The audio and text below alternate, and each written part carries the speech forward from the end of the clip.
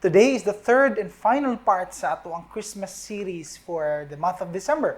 And this will be the last Sunday, last sermon that we have for this year. And so we'll continue on sa ato ang message which is focusing on what the Christmas season is all about. Nagsugod na tayo with the first part which talks about how solemn and how actually a silent night, just like any other night when Jesus came into this world. And second part, nag-discuss po ta about how we are to use this Christmas season, which is actually a season that is a fulfillment of many different promises. The Christmas season shows kung kinsa ang Ginoo unsay purpose why He came into the earth and the manner of why naa siya diri sa kalibutan, and also how this is actually a answer to the promises, not only of the people in the past, the believers in the past, but also for us, the present believers, including for us here in the community. So bago tayo magsugod, before we read our verses for today, let's all bow down our heads and let us pray. Lord God, we'd like to thank you for this wonderful time. And once again, as we have already enjoyed ang holidays and going into the relaxing week for the majority of us, kanong Christmas season, we thank you for you have given us this time where we can have a focus on Jesus. And I pray, Lord, the mga nang gibuhat na mo for the past week, that our focus and our heart's desire is to honor and put you at the center of our lives and our families' lives. So Lord, ubanig hapon me as we finish out this season, we finish out this series, and learn the best we can for the Christmas season and about Jesus through this message today. In Jesus' name, amen and amen. Ang atong verses for today is focused on Matthew chapter 2. Now after Jesus was born in Bethlehem of Judea, in the days of Herod the king, behold, wise men from the east came to Jerusalem, saying, Where is he who has been born King of the Jews? For we saw his star when it rose and have come to worship him. When Herod the king heard this, he was troubled, and all Israel with him. And assembling all the chief priests and scribes of the people, he inquired of them where the Christ was to be born. They told him, In Bethlehem of Judea, for it is written by the prophet, And you, O Bethlehem, in the land of Judah, are by no means least among the rulers of Judah. Or from you shall come a ruler who will shepherd my people Israel. Then Herod summoned the wise men secretly and ascertained from them what time the star had appeared. And he sent them to Bethlehem, saying, Go and search diligently for the child, and we have found him, bring me word, that I too may come and worship him. After listening to the king, they went on their way. And behold, the star that they had seen when it rose went before them until it came to rest over the place where the child was. When they saw the star, they rejoiced exceedingly with great joy. And going into the house, they saw the child with Mary his mother, and they fell down and worshipped him. Then, opening their treasures, they offered him gifts, gold and frankincense and myrrh. And being warned in a dream not to return to Herod, they departed to their own country by another way. So, based from our story, the focus here is the wise men or the magi, the sorcerers.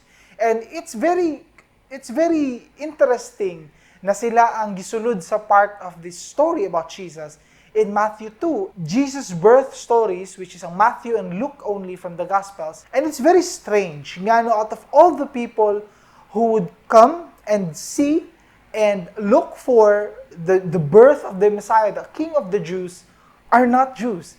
These are people from the East, and these are people from a different religion.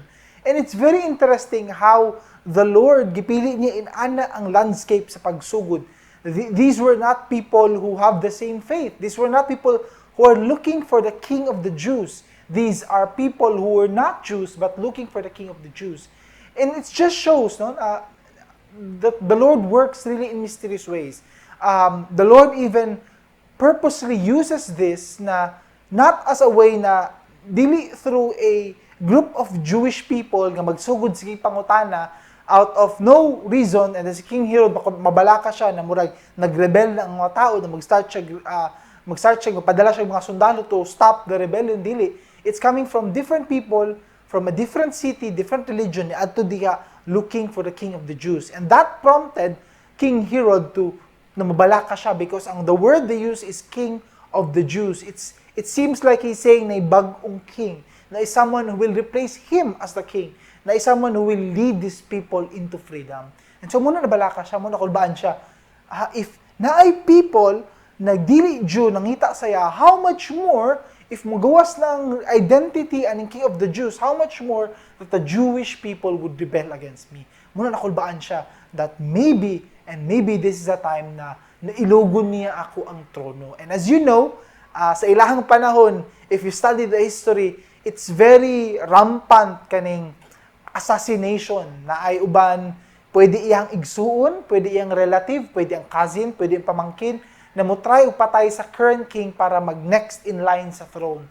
Pwede pod na mag-iluganay, pwede pod na-rebellion that would start or a stronger nation na mag-attack. So, naa sila sa state of mind kanina time na praning kay sila whoever would try to get the kingship. In fact, muna matingala ka na ngano na ang tag-iya sa ilaha during this time is ang Rome, but still, in the New Testament church, they were able to exercise their faith, ang ilang religion, ang Judaism. And they were able to exercise this religion because ang rule nila sa una was that si Rome, dili siya maglabot-labot whatever is your specific na religion para di na sila musukol sa tuwa. So, sagdi na niyo sila mag-exercise silang religion as long as the number one rule ng buhaton nila that they do not say anything bad or start some activity that goes against Caesar or goes against the king. This was a new type of threat, and Herod wanted to stop this threat. Muna, as you know, in the following verses, he realized that this could be someone na may mo niyang strong enemy, so ipapatay niya every male child who is 2 years old and younger when he heard about the story, the prophecy about the king of the Jews. And as you continue on the story, maoning first question. And as you remember, if you follow the narrative, they actually did not ask this question to the king. They asked the people. They asked the people who live in Jerusalem. Asa man tong na born who will be king of the Jews? For we saw the star when it rose and have come to worship him. They were called the wise men or the magi. And this is the same word gigamit later in the Acts, I think chapter 8, that describes sorcerers. These were people who practice magic. And knowing their story about the stars, it's possible that these were people who worship the stars, who always looked at the stars, who look at the stars for sign, look at the sky for whatever prophecy or in the future what will happen. And for some reason, when they were looking at the stars in the sky, medyo naay something new. Naay a big, bright star, a star of David. Dili sila sigurado unsay pasabot ani, but this was, in their experience, nothing like they have ever seen before. And it's very possible that the Spirit impressed on them that this star is something different. Muna sila, they took a chance. They took a chance to travel in a foreign land, even to a point na pwede sila mapahamak, pwede sila kawatan. You have to remember that they were bringing very expensive gifts. These were gifts designed to give to a king. It was customary in their culture, during that time, na when you give to a king, it should be a precious metal. So, ang gold is a customary gift.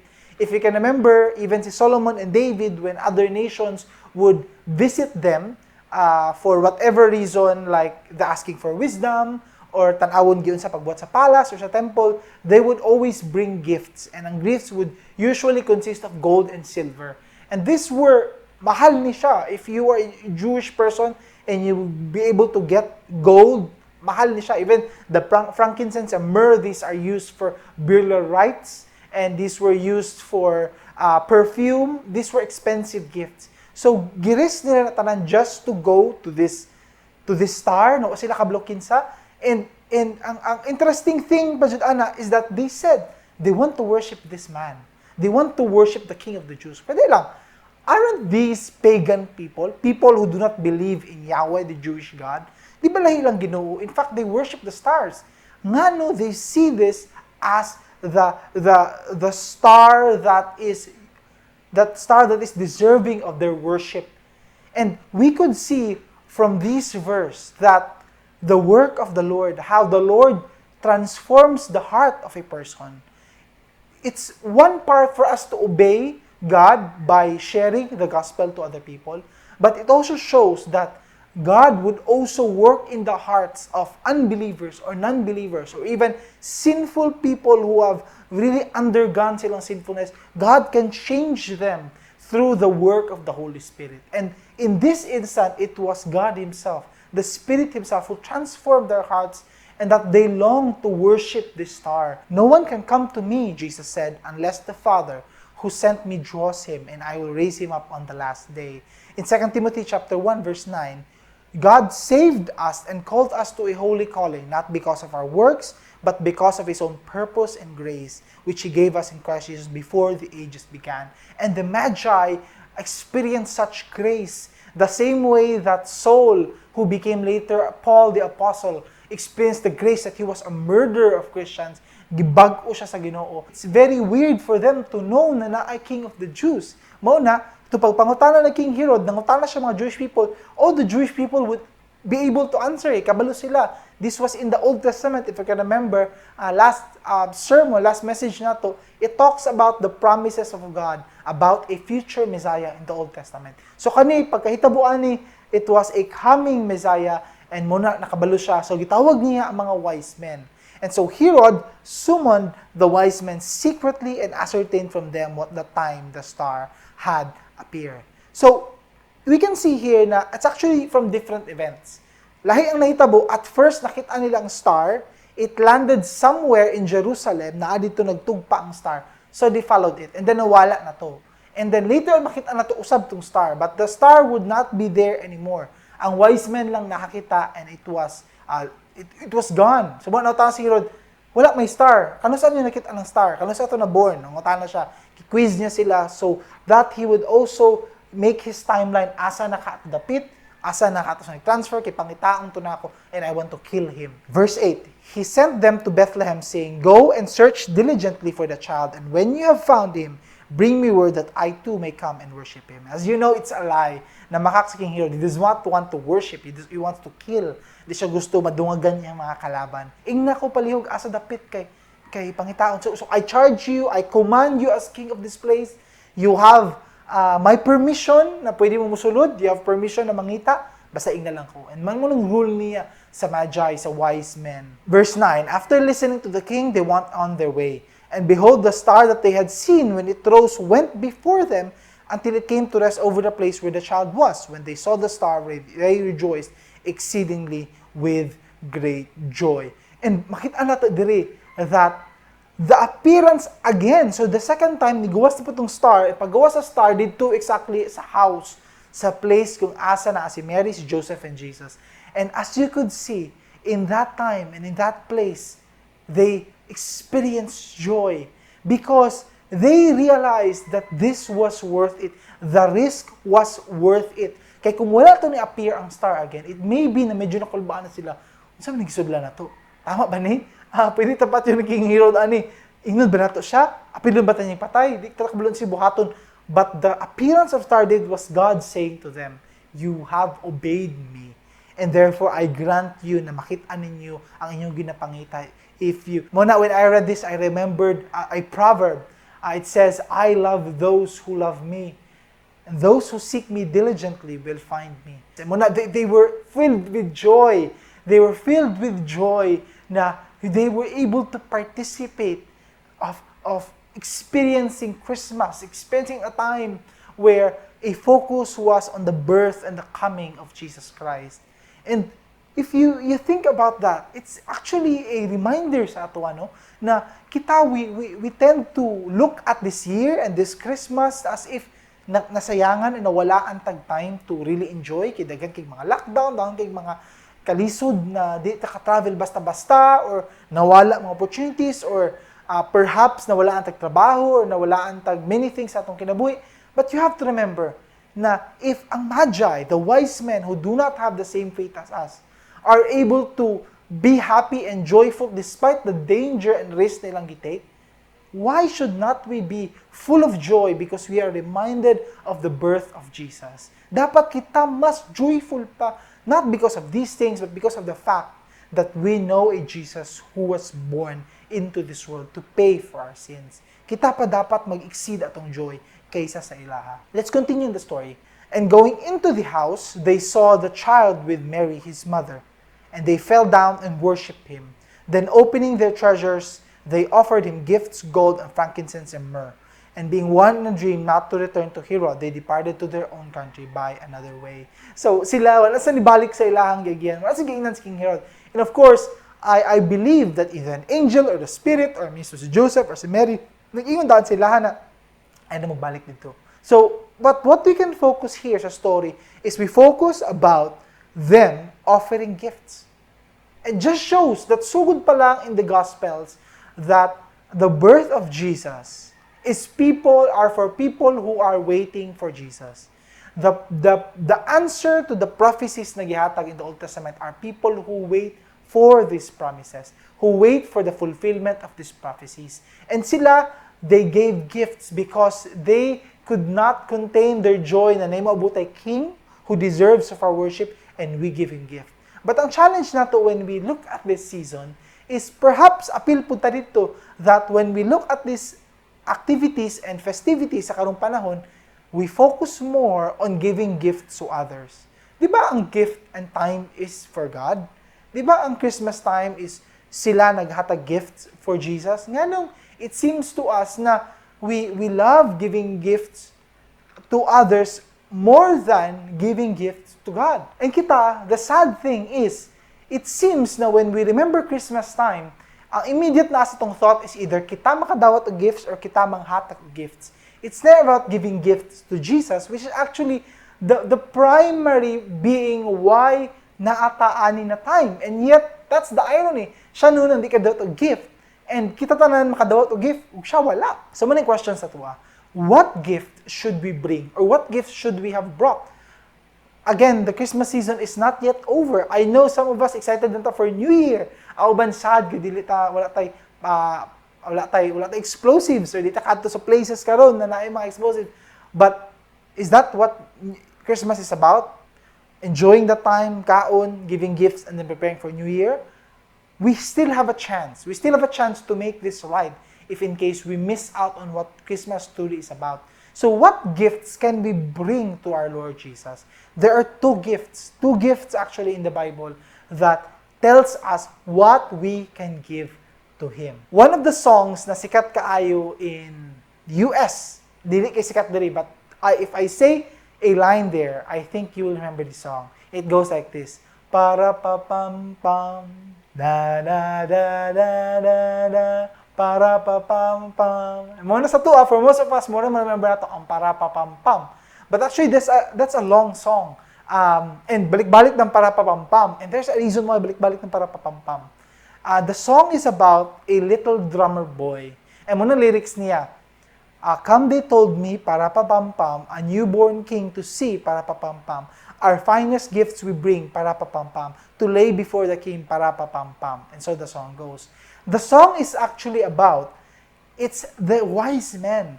And ang wise men, as they were going to Jesus, hapit na sila, maabutay na sa Jesus, kita sila young boy, a little drummer boy, isa ka boy who was playing with his drums.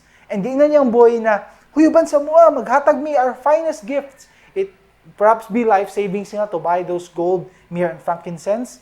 And dalon nila ni, and we want to give this to the king. Gusto ka mo uban? Ani, uban sa mua.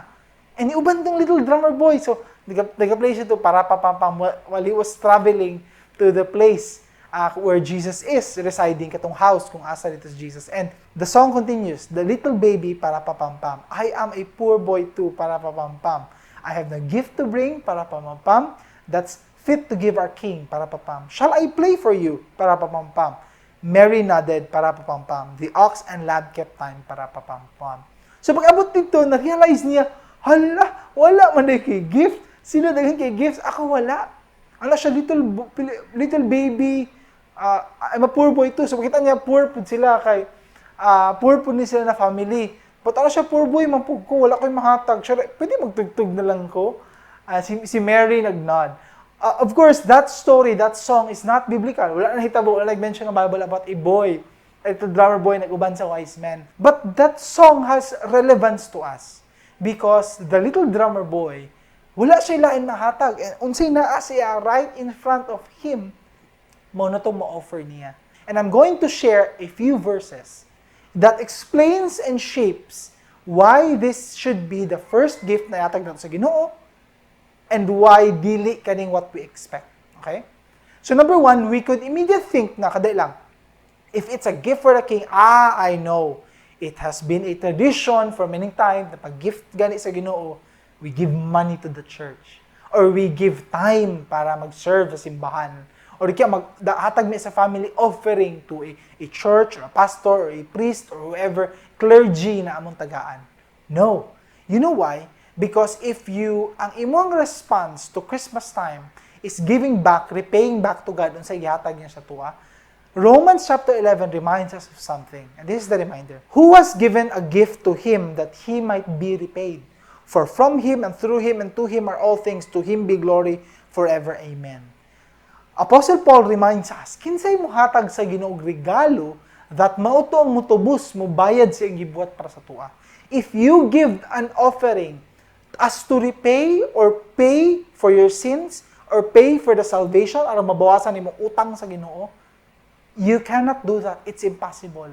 Because whatever na ihatag nato sa Ginoo, it's never enough to repay for what Jesus Christ has done on the cross. It's like saying this, ang Ginoo gitagaan kag balay, fully furnished. And when I say fully furnished, kumpleto jud, the best TV, the best refrigerator, the best sala set, the best kitchen set, tanan kumpleto. And then suddenly, Christmas time karon. Gusto na ako isauli or gusto na ako tagaan pod ang Ginoo for Christmas.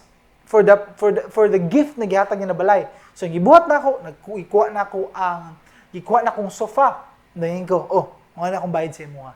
And of course, kung ikaw ang Ginoo na naghatag sa balay, ma-offend ka. Katay lang, gihatag man ako for you to enjoy. Nga nang ibalik man mo sofa sa kuha. Ako man nagikan. And maupo na ta karon. Whatever money you give, it's useless because ang Ginoo gyapon naghatag og wisdom ug kusog for you to earn and produce that money. If mohatag kag whatever material thing for him during Christmas season, it's no use because you cannot pay for something nang Ginoo naghatag sa imo. So that's not an excuse na, okay, naghatag na ako sa church, okay na ako, I already gave my gift. That is not the way Christmas should be. That is not our offering to the King. Psalm 116 gives us a clue on what should we offer to the King. What shall I render to the Lord for all his benefits to me? I will lift up the cup of my salvation and call on the name of the Lord. I will pay my vows to the Lord in the presence of all his people. Precious in the sight of the Lord is the death of his saints. So may connection sa pagkamatay sa iyahang mga followers towards repaying the King, repaying the Lord sa tanan niyang gihatag sa tuwa of all the gifts that he has given us, the gift of giving us the Son. Ang ibayad nato sa iya is death. And this gives us a clue because Psalm 116 precedes the time Jesus came into this world. But if we read carefully, it says here, lifting up the cup and giving praise to his name is saying, Lord, I acknowledge that without you, I am nothing. Kani ako ang relationship with you, kani ako ang kaluwasan, kani ako ang pagkaila-ila sa imo, it's from you, and I honor you. And the next part, I will pay my vows to the Lord in the presence of all his people. I will give my testimony. I will shout to everyone that the Lord has saved me. And I can do all things because it is God who strengthens me. Kana ako ang, that's the clue. Naghihatag sa to diri. That number one, it's God. Ako ang pag-acknowledge of my faith given to me by God. And also, sharing this love to others. So it gives us a clue. And then it talks about the death. So, what is death about? And the New Testament reminds us many things about death.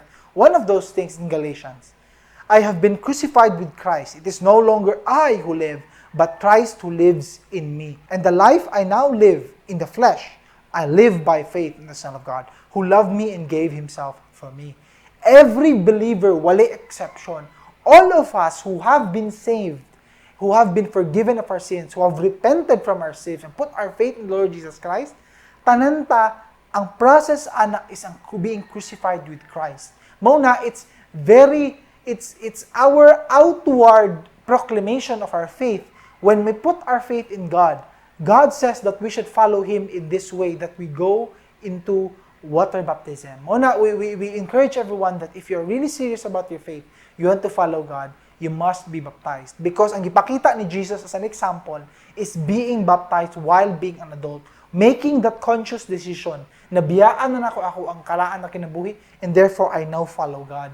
And it's a command. It's a command by Peter, it's a command in the book of Acts, it's a command by Paul, it's a command by Jesus na kailangan buhaton ni let it be so that all righteousness will be fulfilled. And this is a reminder para sa atua that act is actually a representation. Representation siya of us following God, and in front of both physical beings o heavenly realms, ang Ginoo, ang mga angels and devil, we're saying na this time around, we are following God. We want to follow Jesus. We are a Jesus follower. Jesus 100%.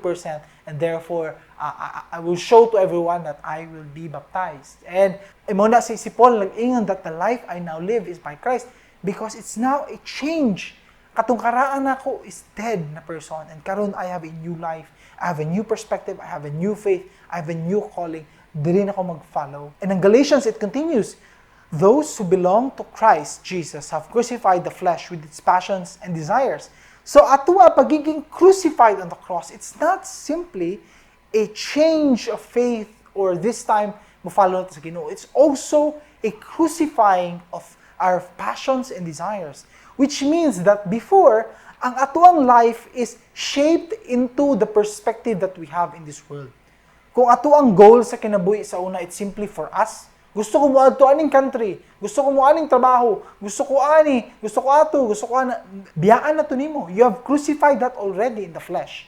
Whatever, even imong former life, imong former habits, especially if they're sinful habits or habits that do not honor the Lord, you have crucified that already. Those are no longer life dreams because ang Ginoo has now a dream and a plan sa imong kinabuhi. Kato na imong dream, kato na imong follow. That's why it's very important that when you make life decisions, it's a life decision that you based on God. Matthew chapter 16 reminds us, Jesus told his disciples, if anyone would come after me, let him deny himself, take up his cross, and follow me. For whoever would save his life will lose it. Whoever loses his life for my sake will find it.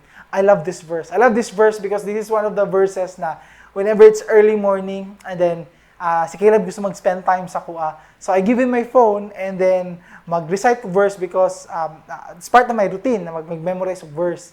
And ihatag na ko sa iyaha and siya ang mag-check. And it's funny for me because akong checker mas stick to pa kaya sa Ginoo. Kaya kung magkamali ko, memorize ang verse, okay lang. Or na ako yung mga words na miss out. Pero si Caleb, dili, dapat every word tama jud, eksakto jud. So I remember memorizing kanina na verse which says, if anyone will come after me, let him deny himself, take up his cross daily, because look man to, and follow me. For whoever saves his life will lose it, and whoever loses his life for my sake will find it. And I remember na akong verse because I remember him, siya ang checker na ako ay na verse. And it's also a verse I like to memorize because it's a constant reminder. Because kay Luke na version, it has the word daily. Dying daily. Because taking up your cross, ang Jesus gibuhat was that He took up His own cross, siya nag-alsa, knowing that He would die because si Jesus' death was not in a city but outside in the hill of Calvary. Naadto siya dito and they were outside the camp because they were criminals. They do not deserve to die in the city. Gawas sila, mga excommunicate natin sila, tanggal natin sila sa city. They are criminals, we are not proud of them as citizens. Pag gawas nila, mamatay siya dito. And that's taking up the cross. Taking up the cross daily means going out of your way, making radical decisions to die to yourself, to deny ang imuhang sarili, and now you follow God, and whatever man ihatag na Ginoo sa Ginoo na desire sa imo mo to follow nimo, that's denying yourself. That's taking up your cross and following Him. And Romans 12 now answers ato ang question. What is our first gift? Let's read this together. Verse 1. I appeal to you, therefore, brothers, by the mercies of God, to present your bodies as a living sacrifice, holy and acceptable to God, which is your spiritual worship. Do not be conformed to this world, but be transformed by the renewal of your mind, that by testing you may discern what is the will of God, and what is good and acceptable and perfect. So, you probably know the answer. You probably know unsa ato ang i-present, unsa ato ang gift sa yaha, unsa ang atong dapat ihatag sa Ginoo. And before ta mulid ana, This is the answer. It's in Matthew chapter 22. When Jesus was asked by a lawyer, what is the greatest commandment? Or which of the commandments are great? And he answered, you shall love the Lord your God with all your heart and with all your soul and with all your mind. This is the great and first commandment. Because the first gift na itong hatag sa Ginoo is, your life is the first and greatest gift to the King. And that's loving God with all our soul, heart, mind, and strength. Tanan, with everything we have, we love Him, and therefore we sacrifice that to Him. We give it to Him. Every inch and every inch of our body, every part of our heart, ihatag na to na sa Yaha. And muna, gana ko sa Luke's version of adding daily there, taking up doors daily. Because ang atong journey with God, it's not one time. And that's a sad thing sa tuwa when we follow God and we think of following God as simply as a one-time decision. One-time decision, nag-switch ako church, nag-switch ako religion, nag-switch ako faith. No, it's a daily decision. It's a daily decision to be less of yourself and to be more of God. And that's why that is, at least man lang once a year, because ang Christmas time, mauna ato pag-offer sa Yaha. Inanang Ginoo in many parts itong kinabuhi. There are many areas itong kinabuhi na wala ga-honor sa Yaha, therefore we must give to Him as a gift. It could be your habit of watching pornography. Dapat na to ihatag po na sa Ginoo. Or it could be your affair or adulterous relationship na dugay na nimo ginatago o ginabuhat nimo. Or you keep on flirting with other people despite already having a partner. Or it could be that you are doing these many things, nagapangawat ka, or greedy kay ka, or sige kag gastog inani, or sige kag buhat og inato. There are many things in our life na kamulang kabalo o kita lang kabalo that we are doing this that is not honoring to our King. And this is the perfect time, because if we give our bodies as a pleasing sacrifice, honor to Him, look at your hearts. Dagan kay mga butang diya that the Lord wants you to stop. That the Lord wants you to stop disobeying Him. Nang dangon nimo dugay na. Then there are many things itong kinabuhi dapat to be overcome. It could be less time on leisure, less time on entertainment, more time in reading the Bible. It could be giving up our Netflix, or it could be giving up our K-drama para mas spend time sa Ginoo, or kaya it's messaging other people in Messenger telling about the love of Christ. Masking ulaw, it could be using our friendship to share the gospel to other people. It's everything sa imong kinabuhi that puts less emphasis on your pride, on your greed, on your properties, on your happiness, and more for God. That's your sacrifice. It's a yearly and pwede daily sacrifice atong buhaton. If there's anything in my heart, Lord, tanggala. If there's anything that distracts me from Jesus, Lord, tanggala in my life. That's the first gift. And we can see this in the life of Mary. When the angel Gabriel told her that she would conceive a child, ang tubag ni Mary siya, how can this be? I'm still a virgin. Magminyo pa ko. And what she was saying was not gusto pa siya magminyo, but rather, she knows that the sacrifice in that life would be devastating. Grabe kayo, because wala man nag-promise ang angel na, if buhaton ni mo ni, if mag-follow ka, then, dili ka bulagan ni Joseph. Dili. Because sa ilang culture, if you are found with child, kung i-announce na publicly, you will be stoned to death. Patyon ka through stoning. It was in the Jewish culture because you are adulteress. If dili man, pawaon ka in that city, disown ka. And si Joseph, mo na i-divorce niya quietly kay para wala na gubot, para way kabalo mga talang-tao na mag-cancel ilang wedding. Anak ka righteous man si Joseph. And for Mary, kabalo siya na danger mo na siya. How can that be? And yet, niyon gyapon siya, if that is the Lord's will, I am the Lord's servant, sundon ako siya. Buhaton gyapon ako despite the risk. And we can see that she had a kind of will na if mauni ang pag-follow nako sa Ginoo, I should put myself in danger and poverty. Because sa ilaha, if you're a solo parent that time, you must have a man who will redeem you. If you can remember the story of Ruth, na nag-redeem sa iyaha, for Mary, maglisod siya mangitag man who will redeem her because katong anak niya will get the inheritance from that man. Musugot balik ka, amahan ka na makuha sa inheritance of a son na dili maganiigan sa imuha. So, kana ang danger sa ilang time. Muna, naa sila'y once every 3 years, they have a tithe offering to give to the widows and the solo parents and the poor people and the orphans para naa sila matabang sa uban. And they should, for farm owners po dito, naa sila ginabuhat nga when they collect, na mabili ng mga na yung mga roots and crops na mabilin, ipapunit na lang sa mga widows, mga pobre. Ayun na nabaliki. Kung sa'yo mahulog, papunitan na sa hatag na to sa ila. Because they were really supporting this community which is naglisod and really undergo poverty because walay mag-redeem sa ila. And she understood that and sugot na lang siya. If that's your will, Lord, buhatan ako na. And we can also see the boy in the Jesus story. So, there are two, na ay teenager na babae and naapoy boy in the story of Jesus that actually, out of all who would give the best offering, ang bata, because all that he has was the 5 loaves and the 2 fish, ihatag niya ni, and the miracle was performed from those offerings. And makita natin diri that even as young as he is, he can be used by God. And ang second gift nato, it's found in 1 Peter chapter 4. As each has received a gift, use it to serve one another as good stewards of God's varied grace. Whoever speaks as one who speaks oracles of God, whoever serves as one who serves by the strength that God supplies, in order that everything God may be glorified through Jesus Christ. To Him belong glory and dominion forever and ever. In 1 Corinthians, it says here, only let each person lead the life that the Lord has assigned to him and to which God has called him. This is my rule in all the churches. And then it continues in verse 20, each one should remain in the condition in which he has called. So ganyan, in 1 Peter, it talks about a gift. God has given us a gift, a calling, a talent, an ability, a gift na gamitin natin to serve one another. And then it talks here that we should lead the life that He has assigned to us. It is no mistake na nakakadiha in your current job, in your current family, in your current influence, na perhaps ka sa isa ka organization, perhaps na ka isa ka club or group of your talent, or wherever nagibutang sa Ginoo. God has allowed you to be there for a purpose, and that purpose is to share the gospel to them. Mabito giingon dia, each should remain in the condition where he is called. Ingon si Paul here in verse 20 na there are many times sa tuwa na ang gahinder sa tuwa is the fear of making a mistake. And muna tag, hala, gusto ko mag-serve sa God. Manong uban make the wrong decision na mag-serve ko sa God, so biyaan ako ng trabaho na ako, mag-serve ko sa church. Or di kaya, di ko ka-serve sa Ginoo, kailangan sa ko mag-skwela as a pastor, or di kaya 4 years or 2 years course. No, you have to remember those things. Kanang formal training is for you to hone ang skills na kinahanglan nimo for you to be equipped in the ministry.